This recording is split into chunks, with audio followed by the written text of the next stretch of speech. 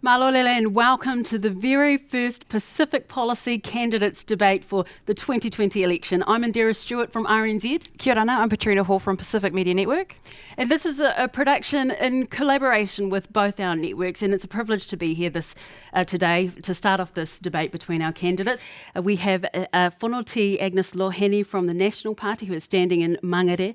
We have independent candidate Luella Linaker standing in Manurewa. We have Labour's Aupito Seo standing in Mangere as well. And we have 18-year-old Lourdes Vano from the Green Party standing in Manurewa as well. Thank you for joining us today. I would like to start our first question of today to all of you, and we will start with you, Aupito. When you look at the statistics of Pacific peoples in any field, health, education, incomes, home ownership, wealth, poverty, how do you measure Pacific success? Pacific success has been identified by our people under the terms of Pacific well-being. It's not just one thing, it's a whole range of things. And young people themselves are identifying with that. And employment is important. The incomes that they earn is important. The career pathway that they are on is important. Health as well. And I think if you look at the last 3 years since we've come in government, we've made some progress, but there's still quite a lot of work to be done. Still a way to go. Luella Linaker, how do you measure Pacific success, looking at the statistics of Pacific peoples in New Zealand? And I can only speak to Manurewa, but I think it's a collective thing. It's how the collective of Pacific are doing. And so some Pacific are doing really well, but there's a whole lot of Manurewa that aren't. And so there's a whole lot more work that needs to be done to support Pacific across New Zealand, but particularly Manurewa. I think despite people doing well, people see that as, Pacific can succeed. But when the system's set up in a way that means Māori and Pacific can't achieve to the best of their ability, I think we need to fundamentally look at that. Agnes, do you believe Pacific people in New Zealand have been successful, and how do you measure it? I absolutely believe that Pacific people have been successful, and we measure it on the strength of our family. We understand that at the heart of Pacific communities, our families are a priority, our faith are a priority. So the ability to do what we want, to be able to aspire to those dreams and goals that our parents and grandparents came here to do, that is Pacific success. The ability to be able to do those things and reach for those goals. What are your thoughts, Lourdes? Do you... Go ahead. Yeah, just want to tautoko everything that was just said, especially Luella. It is a collective thing. Like she mentioned, any one of our successes is a success for all of us. And seeing even here, we've got this is very new for politics, in my opinion, having so many Pasifika candidates. But there is still a lot of people who are limited from politics, and I think there is still a long way to go. So many Pasifika candidates. Let's go into representation and see how successful we are in New Zealand there. So our first question, I'll start off with you, Agnes. When it comes to diversity and representation, so government data collected by researchers in 2016 analysed 28 core public service departments, 20 DHBs, and found that entire government departments have, at different times, had no senior Māori or Pacific staff. How important is diversity and representation to you in our government sectors and political parties? It is very important. It is absolutely important that we have people who are representing us, who are making decisions for us, for our families and our communities, to understand what is important to us and to see, situations from our lens view. And do so you we agree need to with do the better in party that line space. that your party was towing earlier a couple of months ago, that it's what's more important is diversity of merit and thought over diversity of representation? Do you agree with that? Well, there is actually there is diversity and merit of thought from where you come from the upbringing that you've had, from the ethnic story that you bring with you. So there is a diversity of thought and contribution there. We are actually one of the most diverse parties in this current parliament. You only have 2 Pacific MPs, and if the way the You've national talked about diversity. Polling, You've talked about diversity, and so we have one of the most diverse parties in this parliament. And we do have Pasifika voices, and we do stand strong. And actually what's important is how you use your Pacific voices. And I believe that our whānau have done a lot to ensure that we present the values that are important to Pasifika people. It is fair. It is important to mention that the way that the National Party is polling, unfortunately, they will lose their only 2 Pacific representatives in Parliament if they don't poll their party vote higher. And that is a shame for our Pacific people. I want to go to you, Lourdes Vano, because Agnes's appointment in Parliament, she was the very first Pacific National female MP. That was significant, no matter what party line you go for. That was significant for the Pacific communities.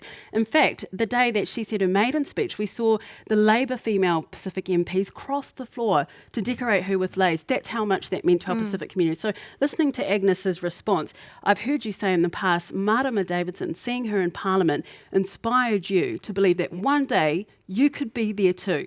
So what do you make of Agnes's response? I think it's very different between each party. Obviously, the Green Party is quite diverse, and we do need both diversity in merit of thought and diversity in ethnicity. Obviously, there is both. Different ethnicities think differently, but we need as much as possible, because having all of the different opinions at the table will improve how we move forward, and that's appropriate decision making and something I really prioritise. Aupito, I want to go to you next, because in 2017 Labour brought in a record number of Pacific MPs into Parliament, and the biggest Māori caucus that we've ever seen in New Zealand history. So can you list some of the tangible, meaningful differences that having that kind of representation in Parliament has brought about for Pacific people? Has it worked for us?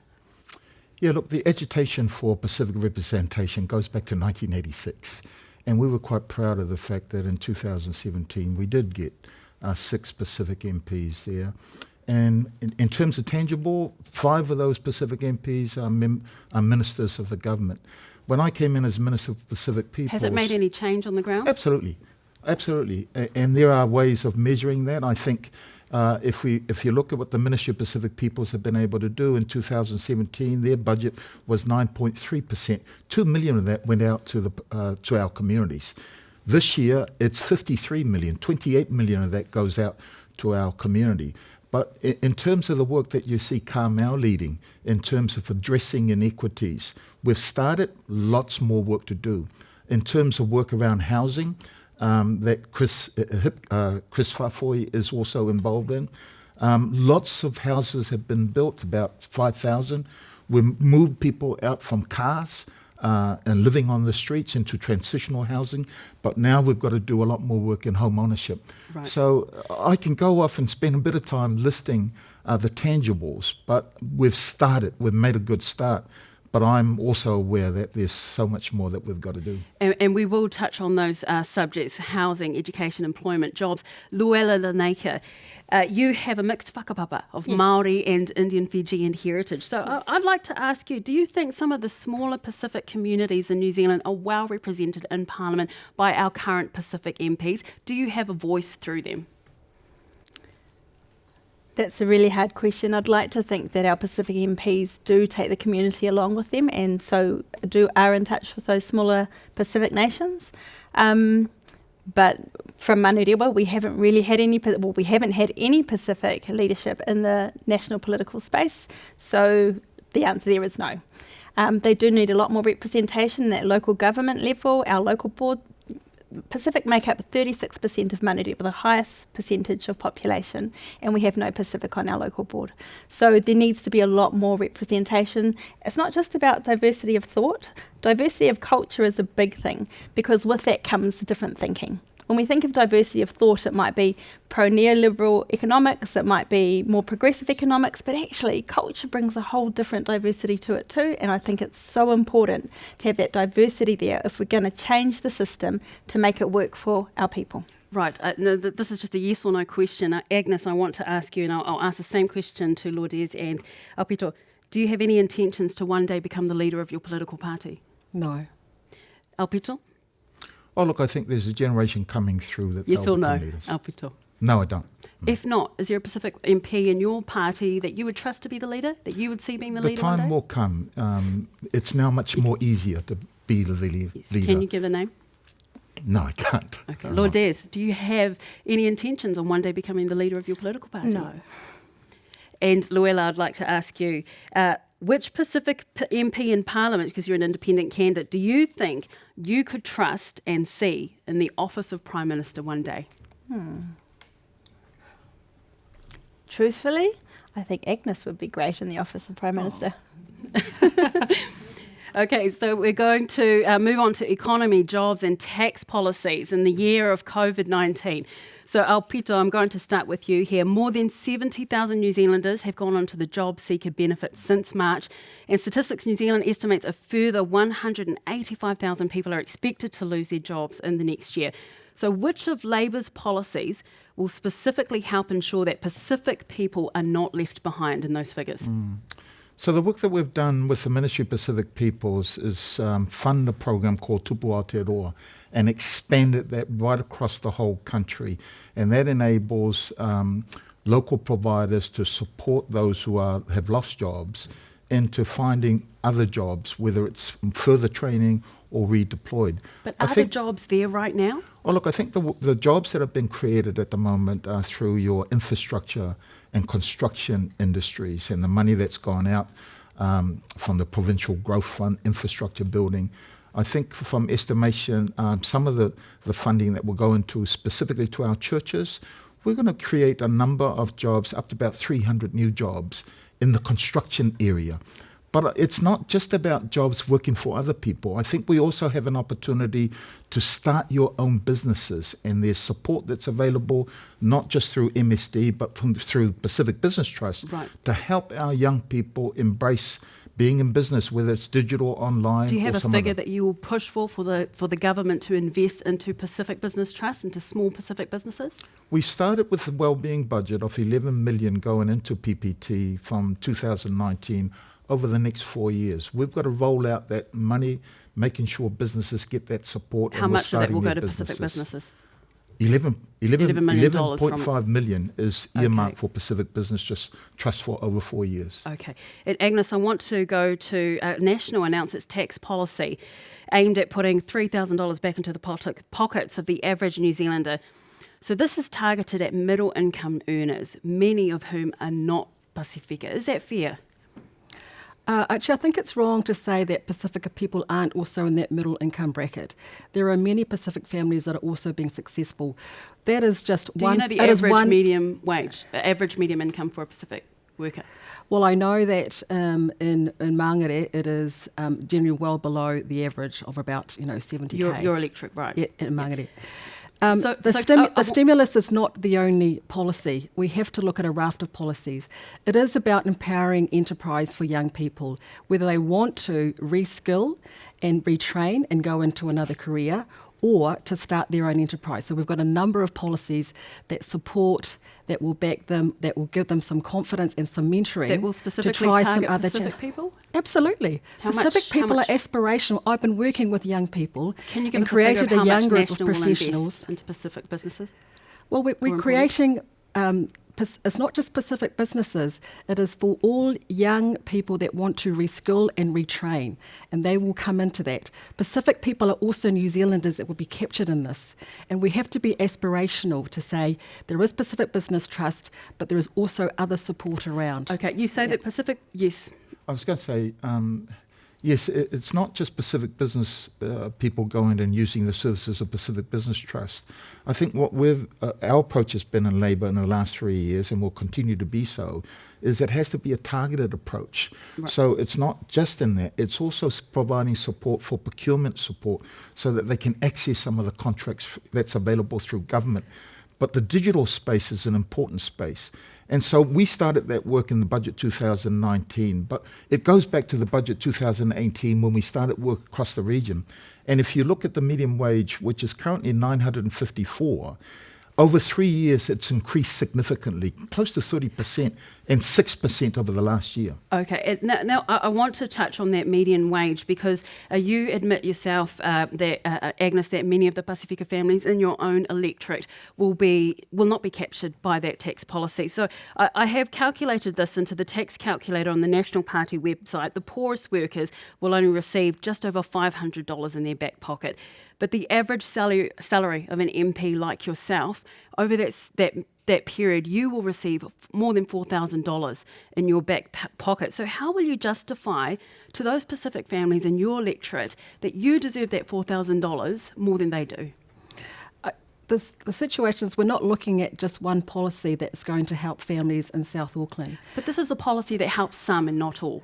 Yes, but you're looking at just this policy. We have other policies. And what we know is that under this government, the cost of living has gone up, rent has gone up, so many of the costs have gone up. And we know that actually there are more families, and of our families, on the waiting list. That waiting list has expanded to almost and we will touch on housing. 20,000.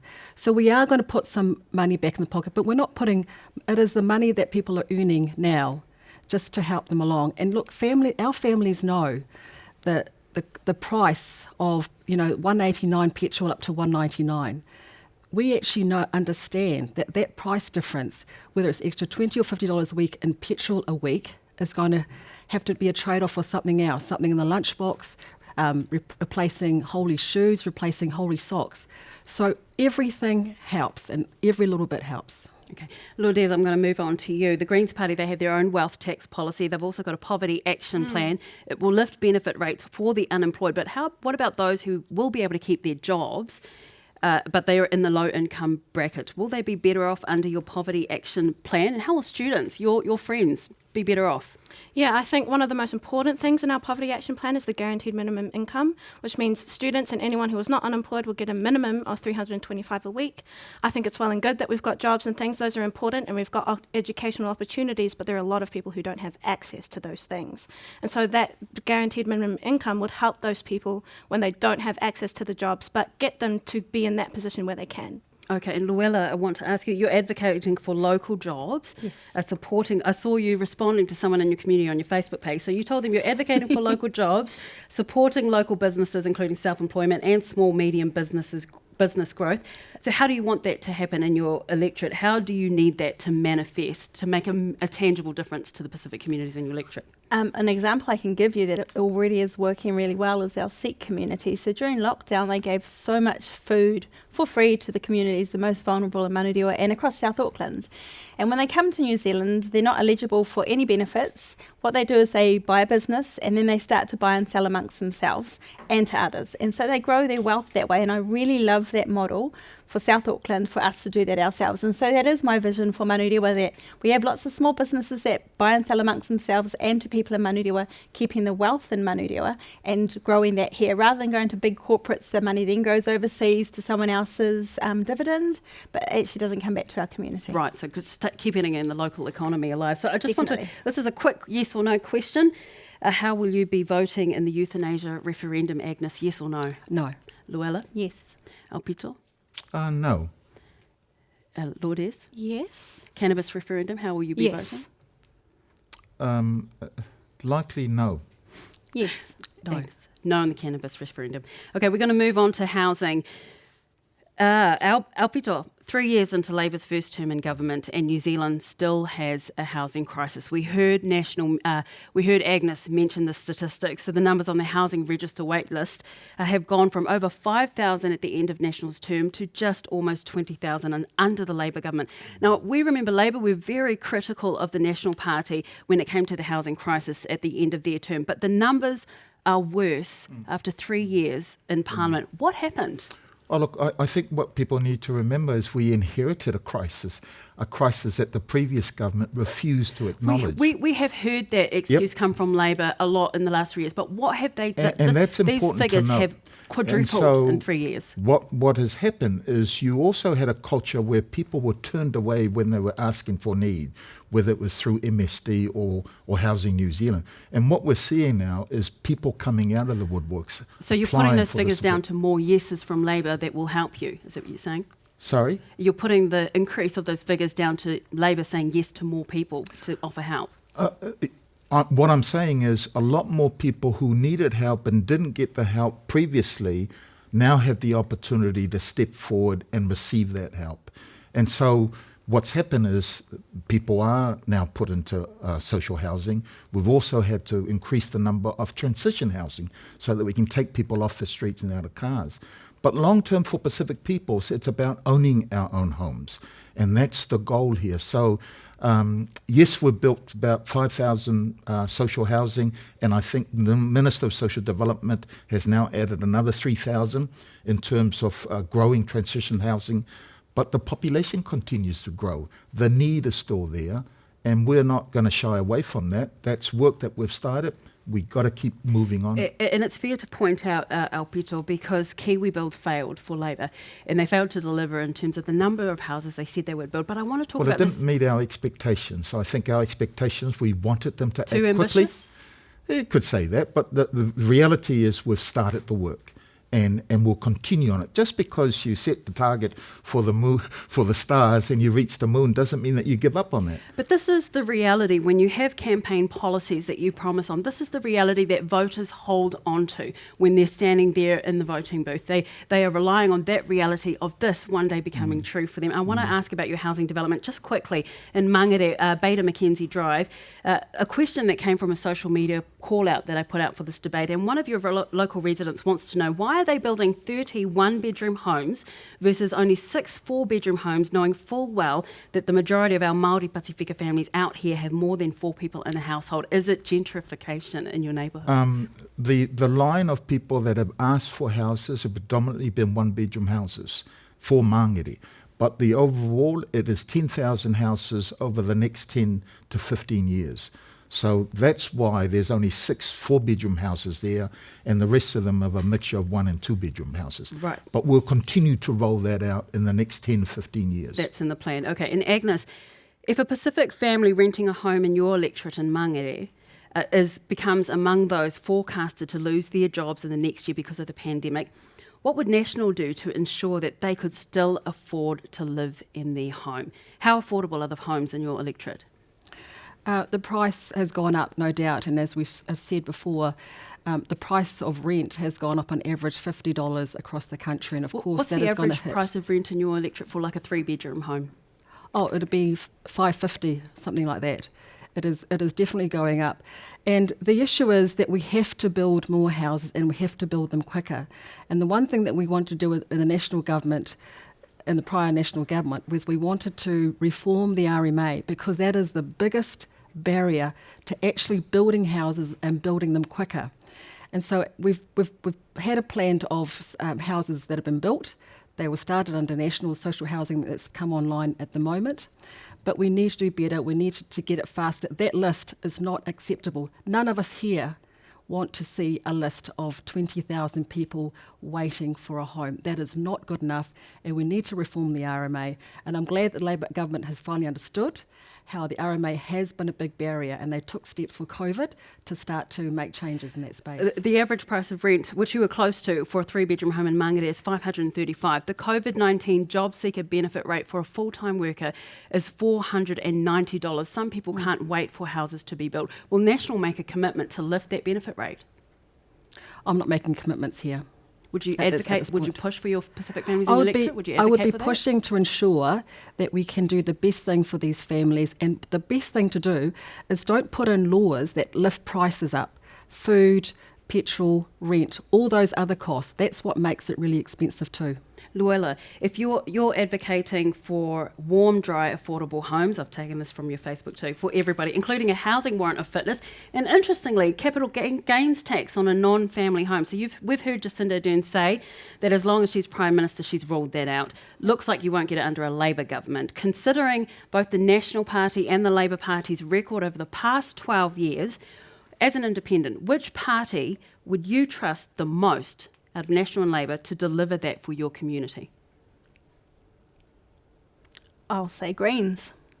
And I'll move to you on that. I'll move to you because the Greens, actually very similar policy to what she's advocating for. Yeah. You've committed to investing $150 million a year extra to warmer Kiwi homes, allowing up to 40,000 more homes to have access to heating and insulation.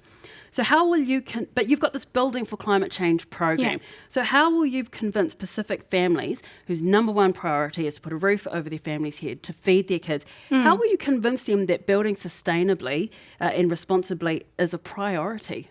Well, I feel like it is a priority for them. It's just not as high on their list because they've got so many things built against them. Once we can help them move past those barriers that the system has set up, then we can have those conversations, because I know they're already concerned about climate change. It's the very direct effects of climate change that are hitting our Pacific Islands. Can the Greens Party guarantee that the Building for Climate Change program will produce actually more affordable homes as well as warmer and safer and drier homes? Will they be cheaper? I would hope so, and if they're not, I'll make it. Thanks. Obviously, you've seen the polling. Greens could be the kingmaker this time in the election. I hope so. We know that traditionally they do go with Labour, but if you were to go into a coalition with any party, what do you think, as a Pacific candidate, would be your bottom line to push for in a coalition agreement? Well, there are so many things. First of all, the Poverty Action Plan, I think, is definitely going to be up there, as well as our things on energy. We've got a beautiful West Coast that has so much wind and we don't use enough of it. So I think that's something that we can help.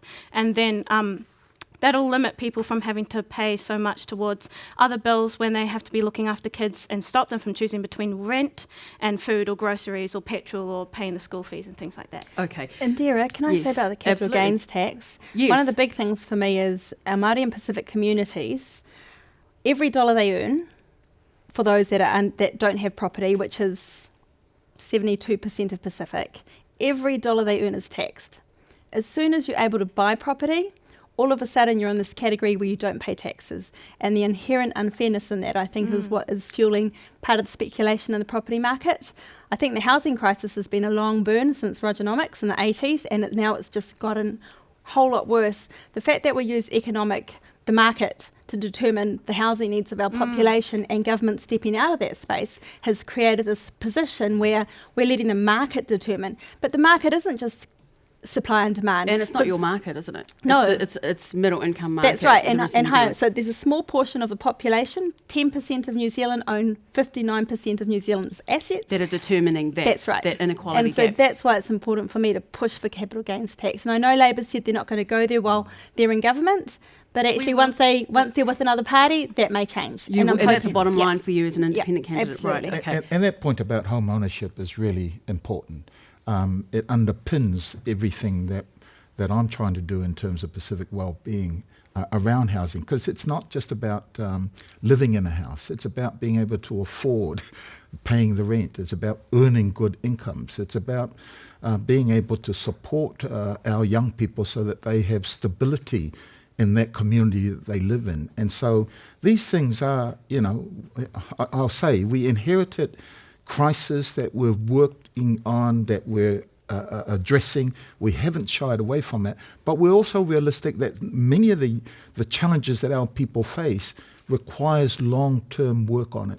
You've inherited, but people are still in the same situation. Many of them are, and now that we've reached... I wouldn't necessarily say that. I think there's been some improvements in specific areas, like the medium income has increased in the last 3 years. And I think you're seeing a lot more young people embrace business on the digital platforms, which is not something that's... And let's go there, actually. Let's move on to education and the skills that our young Pacific people are picking up. And I want to start off with Ngangale Fili Felpulea i Tapuai's question at the Leaders' Debate, which I'm sure that you all saw. And I want to get you all to answer Fili's question, because many Pasifika people, including Fili, didn't believe that either leaders adequately gave her an answer and answered her question. So I'm going to put it to you. I'll start with, and I know that none of you candidates have a Samoan husband, so you can't start off with that line, but I will start with you, Agnes. What will you do to keep students from leaving school and having to get jobs to support their families?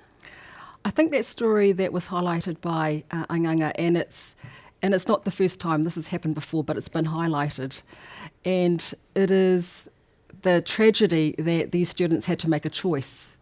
And actually, that is the choice that I would make if that was me and my parents lost a job. I would, of course, because we put family first, and I would, of course, take work.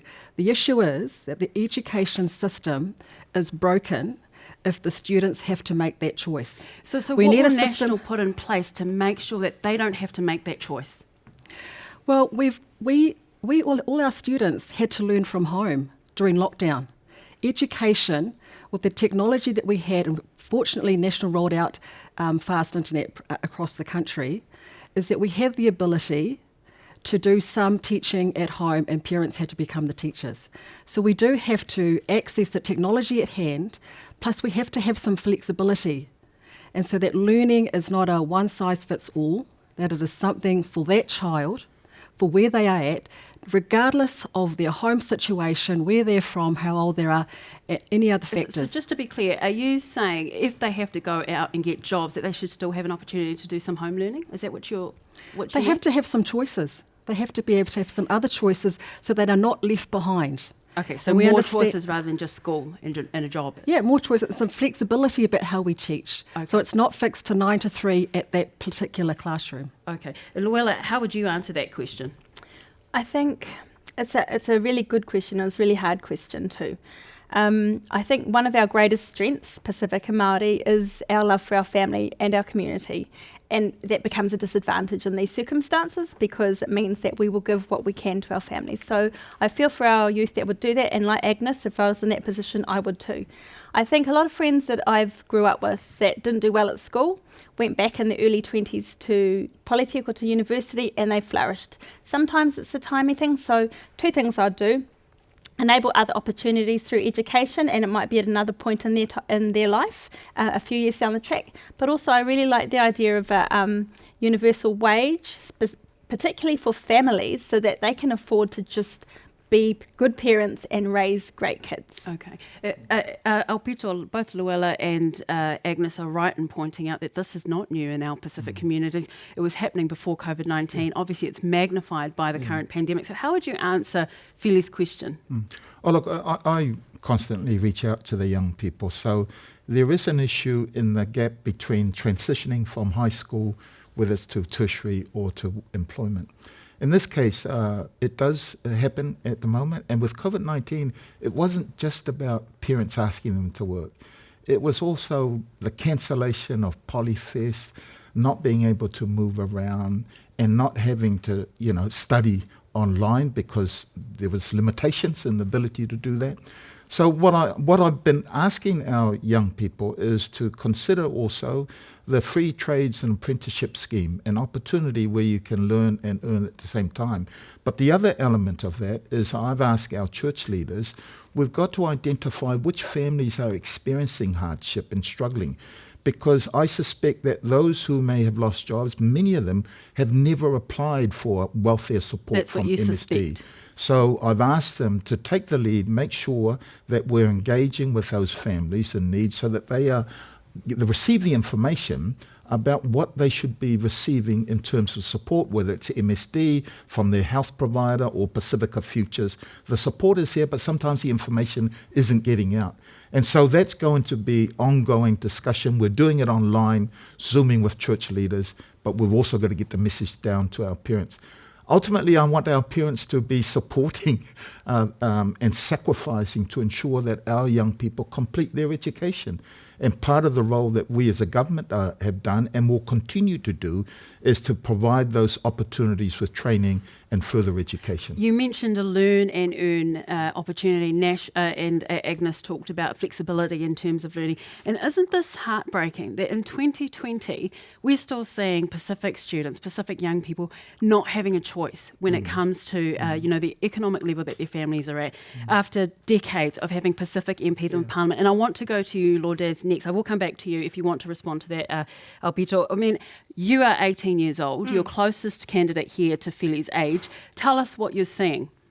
Well, it is, like you were saying, it is quite heartbreaking to see so many young people have to take that step. And it doesn't matter whether or not their Pasifika parents are asking that of them.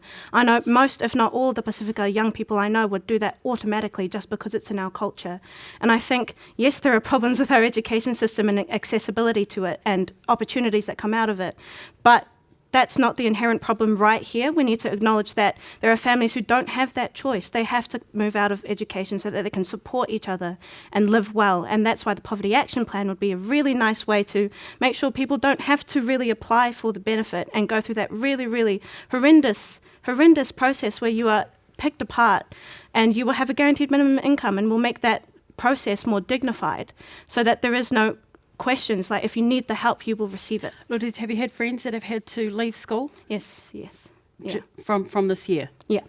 Aupito, I want to go back to you because you want to respond to that. But, I mean, decades of having Pacific MPs in Parliament and us still being, and we hate this term, the brown tail, at the tail end of society in terms of education, income, home ownership, and it's magnified by COVID-19.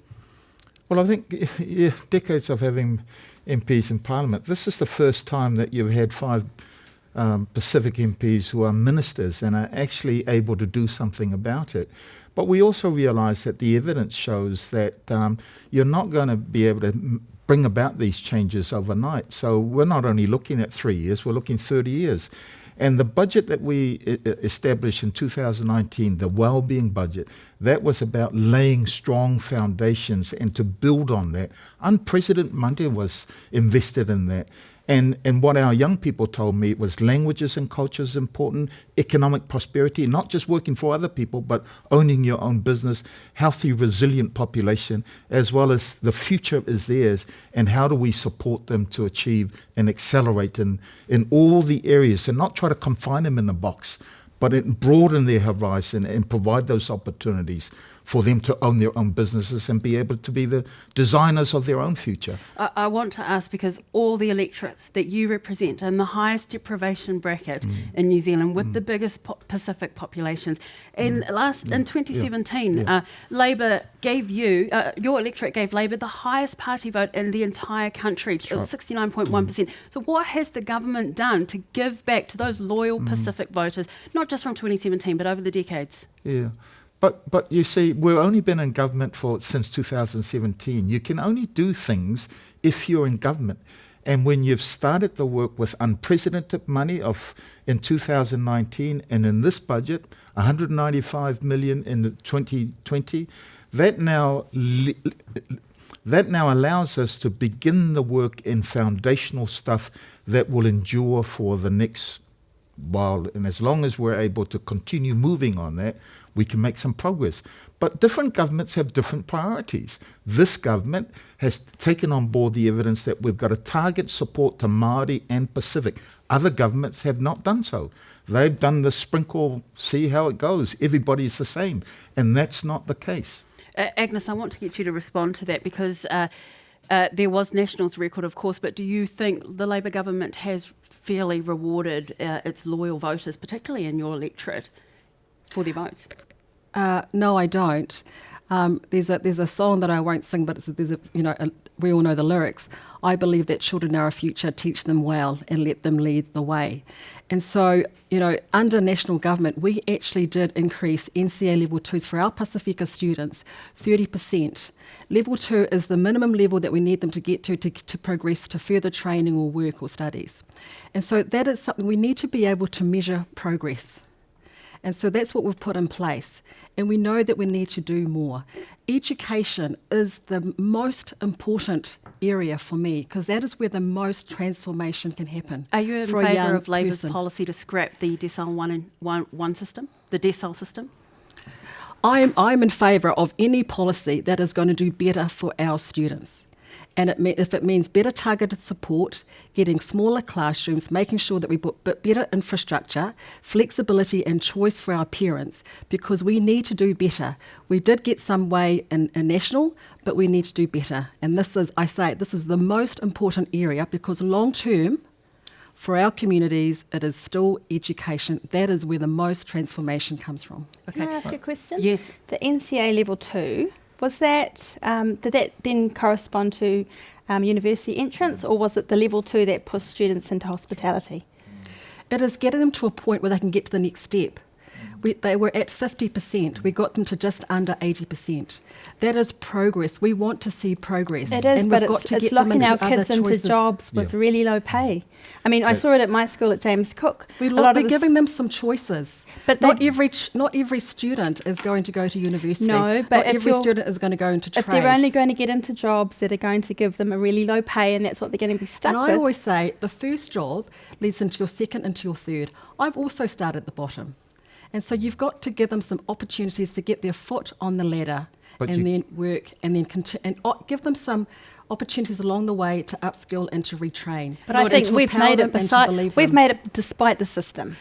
We really have. Yeah. And Lourdes, have you done NCEA Level 2? I assume you have. Yeah. Yes. And so would you agree that you and your friends are stuck in low-paid level jobs from level 2, NCEA Level 2 alone?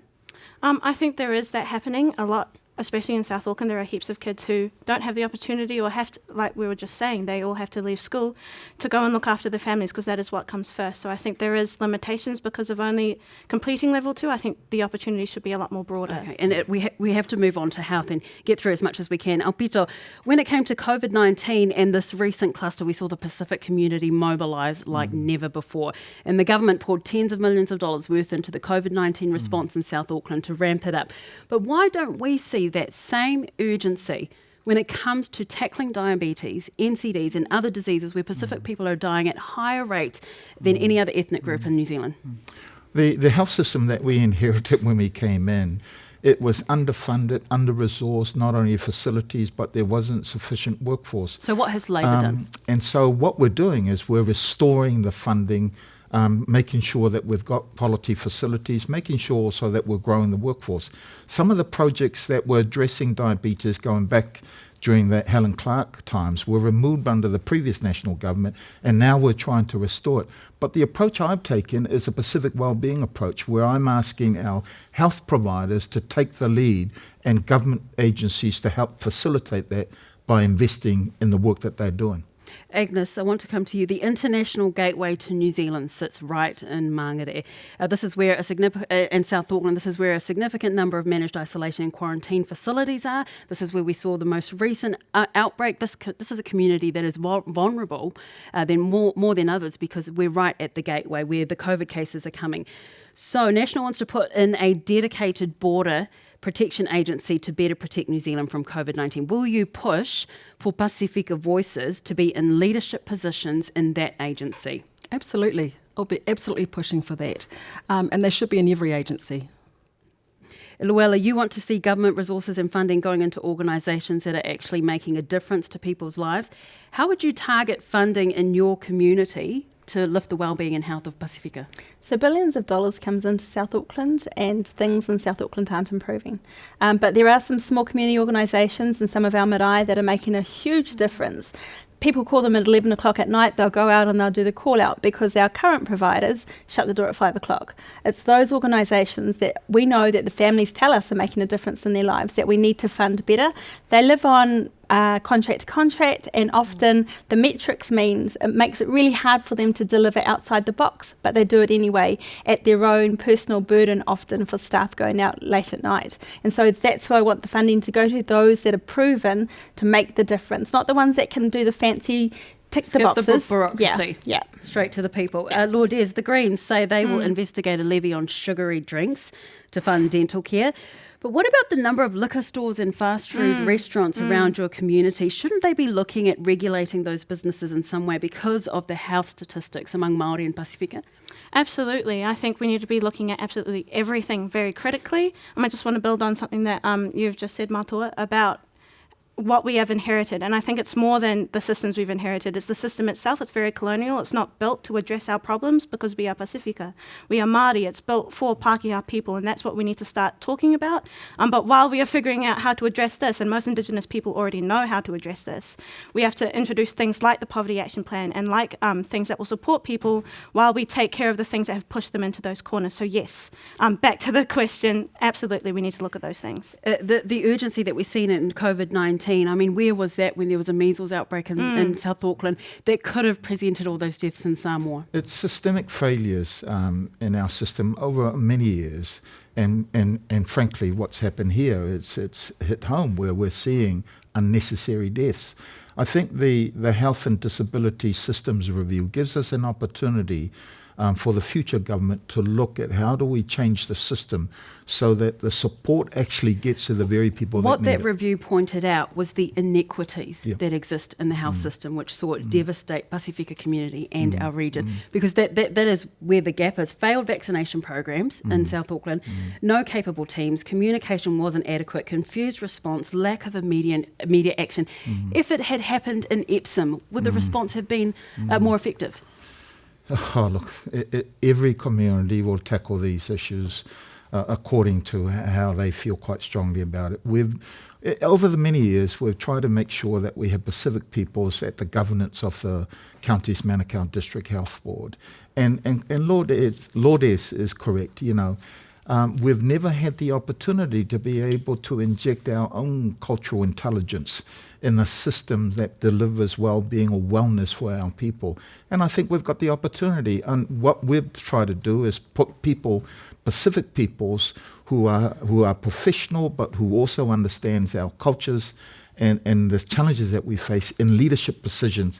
And that's what we've done here at the county's Manukau. Okay. Can I respond to Go that? for it. I think that's really important, as well as having Pasifika at every level of authority, not just in local board, not just in government, but in the DHB, in our education system, people who run NZQA. We need people who understand what it is like, because we've got a very small demographic of people making decisions on behalf of everybody, and that's just not working for our community. Right, so representation But matters. health is very broad from Pacific perspective. It's also housing. It's also the food that we eat. It's all interconnected. It's all of that, the income that we earn, all of that is interconnected. And the approach I've taken is a Pacific wellbeing approach of getting our church communities, our health providers, our business people to work collaboratively together. And my role as a minister is trying to get all ministers to work better together so that we're providing that support to our communities. Right, okay, and we just want to quickly touch on immigration before we end. Agnes, I want to start with you. National wants to open the borders up to RSC workers, but will you push for your party to provide a pathway as well for RSC workers to eventually get permanent residency here as well? There's a very small, significant percentage of them that ever end up as permanent residents. What's really important to know, and I've met RSC workers They want our labour, but they don't want our people. That's what many is that people are they saying. make a significant contribution. That RSC work makes a significant contribution not only to their families but to their villages. And the Minister and I have seen that. It is a win-win for New Zealand growers who need pickers and for those communities in the Pacific Islands. But if they want to come and here I would for other opportunities. absolutely be looking at that to see Okay. if there is a pathway for them. Okay. And Luella, what's your position on overstayers? Overstayers who've been settled here with their families, working jobs, paying taxes. Obviously, in COVID-19, many of their anxieties were heightened because they didn't want to give information for contact tracing. They were very worried and in fear about that. But should they stay or should they go? Where should they be supported to stay? How do you feel? I think the 10% of those that own 59% of New Zealand's wealth have benefited from the Pacific community back in the 50s and 60s, growing this economy the way it is. I think they should stay. I think them and their family have provided so much. Actually taking that mental burden off them just to be here and be able to live will help lift some other. They've got a whole lot of burden, but that on top of everything else just makes it that much harder. Can I talk really quickly? Go for it. I think the concept of overstaying is quite colonial as well. The whenua is a mutual relationship. There's no such thing as having to leave. This is a shared experience. We should be looking after people. There is no way that overstaying is something that Indigenous people have invented. We need to look after each other and support people who have been supporting this economy for years. Lourdes, would you advocate for a climate change refugee policy for people in the Pacific who can no longer live safely in their islands? Absolutely, and we need to be going further than that and addressing our problems here as a first world nation on behalf of these nations who are doing everything. Tokelau is 100% solar powered, but they are seeing sea levels rising. We need to do more as a nation so that it won't even have to come to that, but we do need that plan in place. Aupito, what's your position on overstayers? I went into as Minister with the Labour Party policy of 2017 that we would establish a ministerial committee to look at these problems and provide lasting solutions. Unfortunately, we started the work, but then COVID-19 hit, and so that work remains to be done for the future government. There is a petition that's before Parliament. Again, that petition is before the next Parliament to consider. So would you support them to stay or go? I think there is merit for it, and there is a strong argument based on our relationship and based on the Pacific Reset. So that's yes? But that's not something that I can agree to here in this forum here. That's something for the future government to consider. We're just going to end this debate with just a couple of quick fire questions. So I'll just start from the end and go down here. Agnes, if you could pass a law tomorrow to determine Pacific people's success in New Zealand, what would it be? It would be a law around education. As I said, this is the most fundamental area, and it is ensuring that every child has equal opportunity to learn and to ensure that they are supported in that space. So to be either extra resources, regardless of what is happening in the home and the income of that home, that child is not treated any differently. Okay, Luella, what would your law be? I think the underlying factors of all of this for Māori and Pacific is poverty. And so for me, housing is one of those big costs.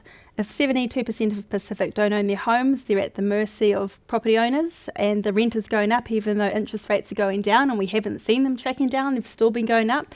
Petrol prices, as soon as the barrel goes down, petrol prices start coming down. It doesn't happen. So there needs to be some laws around housing, the capital gains tax on any property that's not your first home, and ways to get the speculation out of the property market. In fact, ways of government becoming a developer itself. Okay, Aupito, a law that would guarantee the success for Pacific peoples in New Zealand, what would it be? It wouldn't be a law. I'd be asking for more money over 10 years to make sure every Pacific person is into the STEM subjects and the STEM career pathways, because I think that's the future of our Pacific peoples, and Aotearoa is all of them being involved in that digital economy. Okay, and Lourdes? I think one of the most prevalent problems is mental health, and it disproportionately affects our communities like most major problems. So a law that would make mental health more accessible in terms of money, transport, time.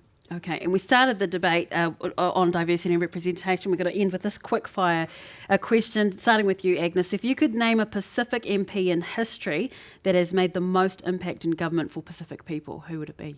The first one that comes to mind as soon as you say that is Loa Manuel-Buni-Laban, because she was the one that actually was a trailblazer for Pacific women into the political space. You, Luella? What first popped into my head was Dr. Joe Williams, and not just because of what he did in the Cook Islands, and not his political field here in New Zealand, but as a doctor supporting the Pacific community. I see people getting teary about this question because it is obviously very significant to our community's representation. Who would your MP be, Aupito, that's made the most change? Well, I think Vui Mark Goshi was the first Pacific Minister of Pacific Heritage, and I think he opened up the doors for Luman Vau and all of us that come after. And Lourdes, who would it be for you? Same as Luella, being from the Cook Islands, it meant a lot to me to see his mahi that was doing, and I think he definitely paved the way for people like me to stand up. I'd like to thank you all for joining us in this debate, and thank you for your time, appreciate it, and we wish you all the best. I will pass you on to Pacific Media Network's Petrina Hall. She's been speaking to the community, so she's got some questions for you guys from the community. Malo Aupito. Thank you. Kia ora and welcome again. You guys have been doing really, really great so far. Nice and warmed up. Yeah. Okay, so I've actually got a few questions that have come through from the community via social media and Vox Pops out on the street. First one I wanted to start with was the Pacific bubble with Aotearoa. We all know that job losses, businesses closing, the negative impacts to the Pacific Islands and their economy has been massive, as well as here in Aotearoa. With the Deputy Prime Minister Winston Peters recently saying that the air bridge between Australia and Aotearoa is looking to open by Christmas, do you think the Pacific bubble should take precedence over Australia? I'm not sure about precedence. It's about having a bubble where we can trust that the travel can happen freely, but ensure that we've got good processes in place to ensure that we are not putting either country at risk. That is, ultimately we still have to be mindful of the health effect of this virus, as well as obviously the economic one. And so we should be looking to ensure that we've got a system that we can open those bubbles and that we are not putting risk to any one of those bubbles. Does it make a difference, considering with our Pacific Islands that there's been 0 cases of COVID compared to Australia? It does make a difference, and I think the risk is on them, actually, but that's for them to make that decision ultimately, because we have had obviously another outbreak. And I'm mindful because I've got family in Samoa and they are very protected in their bubble at the moment. And so I know that they will be thinking about that in terms of if they open up. And I know it's important to them, for, because tourism is a big economic advantage to them at the moment, but that is something that they will be thinking about, and so I'm mindful of the risk to those small islands, because what we saw happen with measles. Aupito, how do you feel about that? Should the Pacific bubble be prioritised over the Australian bubble? Look, I think we've been having those discussions for some time, and that's because in the Pacific they're very reliant on tourism, particularly the Cook Islands and Tahiti and those countries. And so we do have a responsibility to the Pacific, particularly with the Realm Island countries. We have the Treaty of Friendship with Samoa, but we've got to be very careful about that. And as much as I support opening up travel safe zones between New Zealand, Australia, New Zealand, the Pacific, we have to be really confident that we're going to do that in a way that keeps everybody safe. Because we saw late last year how the measles, somebody from South Auckland, I think, might have taken the measles to Samoa, and that's with a vaccine, but 83 people did die. And so the vulnerabilities that we have with the health status of our Pacific peoples in New Zealand are also shared by the Pacific peoples of the region. And so we have an obligation to support the Pacific nations through COVID-19, and we supported them right from the outset with funding that went across, and will continue to support them. But in terms of prioritising the bubbles, I think it's wherever we can open it up and do it safely, so that we're not exporting COVID-19 to the Pacific Island nations. And Lourdes? Yes, I think it is a priority. Everyone here must have whānau over, and there are things over there that aren't accessible. And like Matua was saying, they are dependent on tourism, but that's also partly New Zealand's fault for making it a monopoly and getting Air New Zealand everywhere. But we need to address those problems and bring it back to how can we support them and keep them safe. Like Agnes was saying, it's more of a question of their safety. We are the ones who could potentially take it back over there. So I think, yes, it should be our priority. We should make sure that they are safe. And speaking of assistance and support for our Pacific Islands, I know in particular the Cook Islands have recently said, we don't want New Zealand's money. We would rather have the border open so we can kickstart tourism, because tourism hugely affected. What assistance other than money do you think we could provide to the Pacific Islands in their recovery? Well, I think also welcoming their values and their concepts and bringing it to New Zealand and applying them here, because that will make us have a more cohesive relationship with them. And Luella? I think it's probably skills as much as, if we're not talking about money, it's the skills that New Zealanders can provide, Cook Island Māori living here, that can provide back home. I agree with Lourdes. I think it's not just about tourism, but it's about whānau here wanting to see their whānau back in the islands, and it's important to prioritise that. I think part of also, compared to Australia, we know Pacific Islands are small, contained, smaller population, and Australia's massive and big, and so being able to COVID trace is much harder on that bigger scale than it is on the small one. But I agree with both Agnes and Aupito and Lourdes that the risk has to be managed to those communities too, because the last thing we do want is another outbreak like the measles, and that will be on our conscience. Absolutely. But if the islands are able to put things in place that work for them and they're happy with New Zealand's response, then I think there's a way that we can come together. Look, with a big hit on the tourism sector for the Pacific Islands, we can help actually support more in terms of the trade. And as someone that has built a business from Samoa but then has had relocated to New Zealand, there are some barriers and some challenges to small businesses over there in wanting to trade and get their products offshore. So there is, some support that we could give there, just as we want to support our businesses here in New Zealand as well. And it's not just the airport borders that we have to be concerned about, it's also our maritime borders and how to protect that. I think we keep forgetting that this is a virus. We don't have control of the virus. And even those who have tested overseas before arriving on our shores have picked up the virus, at the airport or seats or wherever they have moved around. And so we do need to be really confident. What we have done, though, as a government is agreed on a number of protocols so that we're working towards establishing the same protocols for all the Pacific Island nations.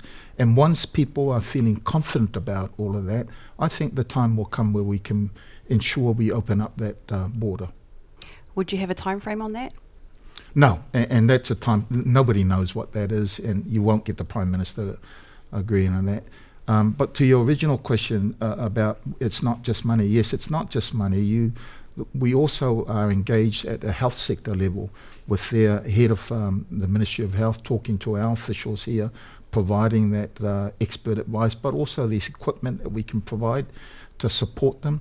But in addition to that, we've also been engaging with them in terms of what other ways that we can support their economy. But money is important, I have to say, in this day and age, and in the crisis that we're encountering.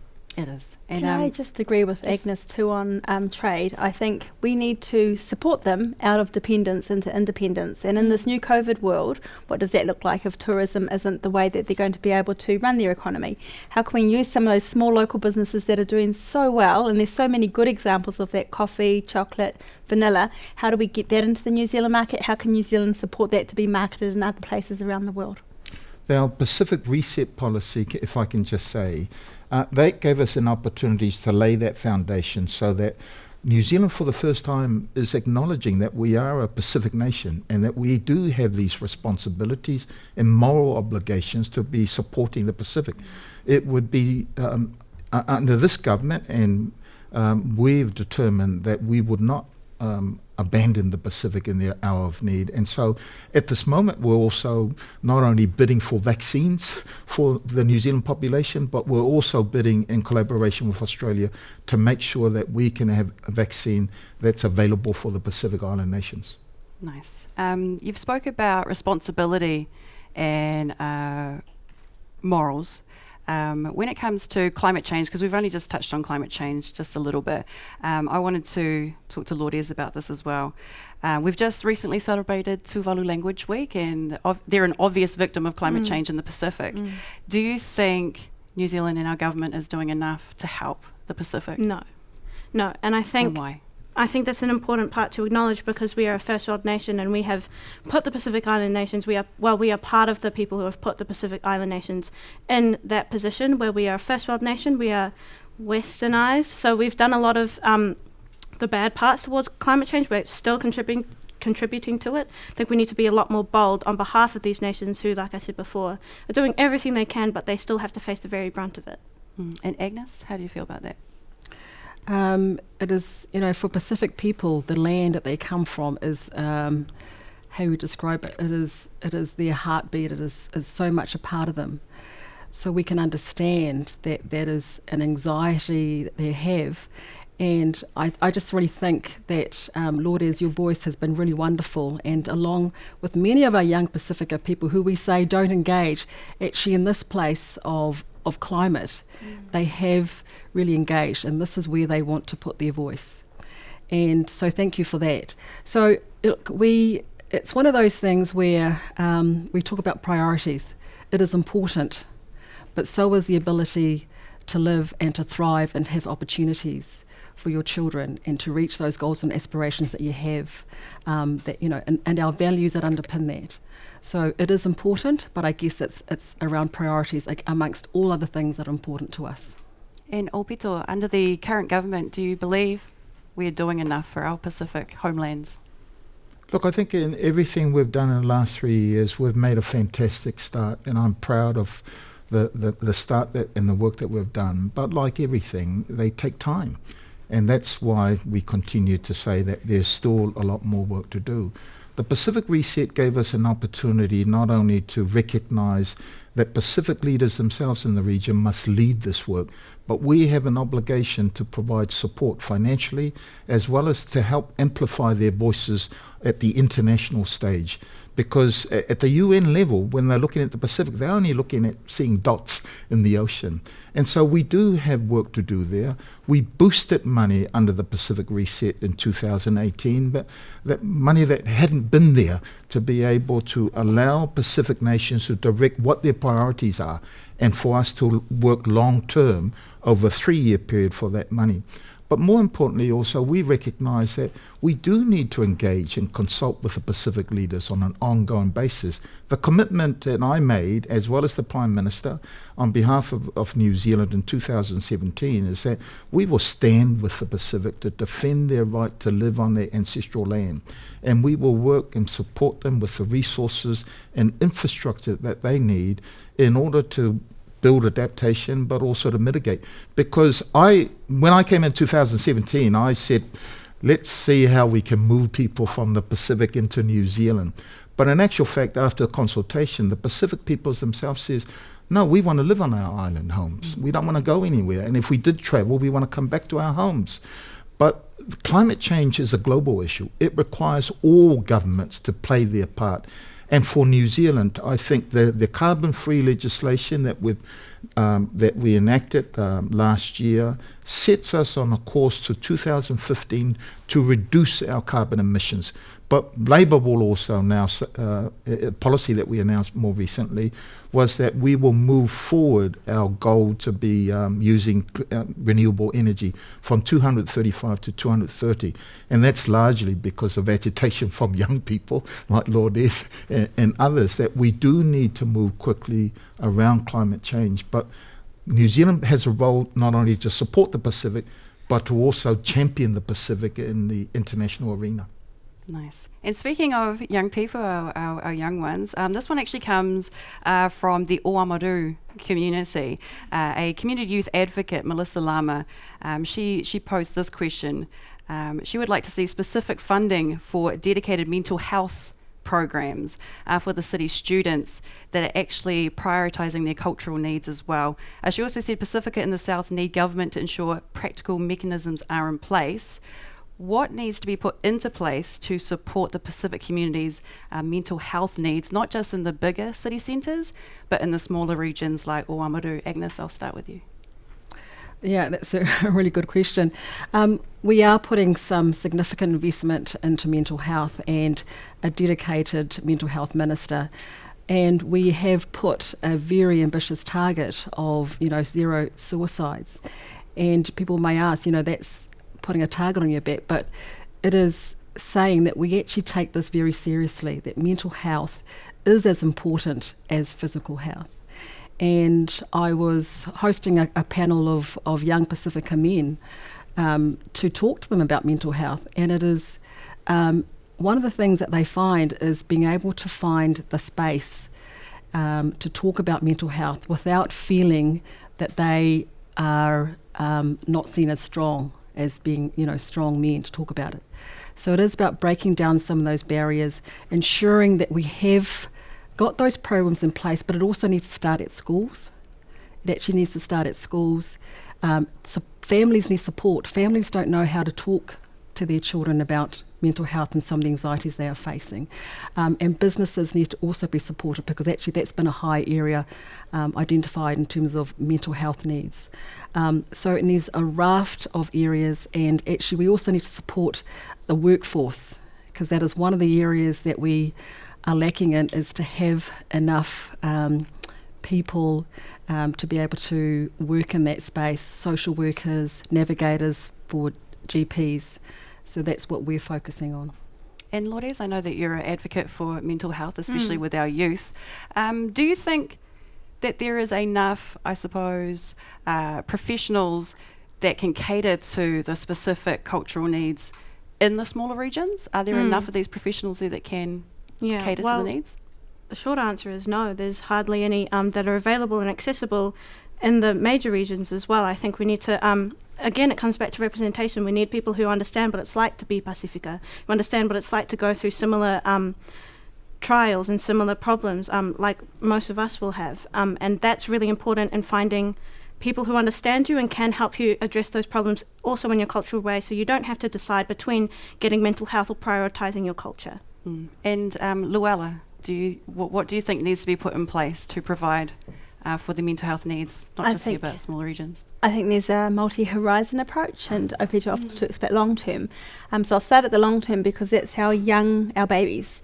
And what we know from the brain science is that the first 3 years are so important. Those loving, positive interactions between parents and babies set up that child's learning, behaviour, health and mental health outcomes for the rest of their life. But when parents are overburdened by the stress of poverty, all of those things, it makes it really hard to be able to do that. So I think if we can focus on enabling parents just to be parents and to raise their kids, that's the long-term avenue. When I say long-term, it's probably only 15 years. But then at the same time, we need services in those small places. And I'm a big fan of local. So instead of a blanket service, let's work with the community to find out what they need in that specific place, because the issues of Pacific in Oamaru are very different to the issues of Pacific in Whangarei. There may be some things that are quite similar, and someone might go, oh, we just got to do this. But actually, if you don't have that local in there, it's not going to work. So I'm an advocate for both. And Aupito, I'll let you actually wrap this one up for our final question. Oh, look, I mean, the regions are important, and I've visited the regions a number of times since I've become a minister, and have been zooming in with them. And you're exactly right, their needs are somewhat different from the main town centres. Mental health is an issue where we appointed 2 Pacific peoples onto that task force that review it. And their advice is in a report that we're now rolling out. And not only did we, under the wellbeing budget, put in unprecedented money into that, but there is a need for us to roll that out, to grow the workforce. We need our own clinicians that know about mental health, but also holds value of our cultural values and understands the needs of our community. I think this morning the Minister of Health announced that we were going to fund having mental health nurses and supporters at school, so that every student, every young person is able to get that support that they want. One of the things that Josiah said to me that I'm cognizant of is that we've got to take the politics out of mental health and take our time, so that we're not only growing the workforce, but they're also raising awareness within our own communities, removing that stigma around mental health, and accept that it is about well-being. And so, again, we've got to continue providing that support and keep moving in that direction. Thank you. Once again, that's it for us today. But I want to wrap this up and just thank you all for joining us today. You're very much appreciated. And best of luck to yourselves and your respective parties for the upcoming election for 2020. Kia ora.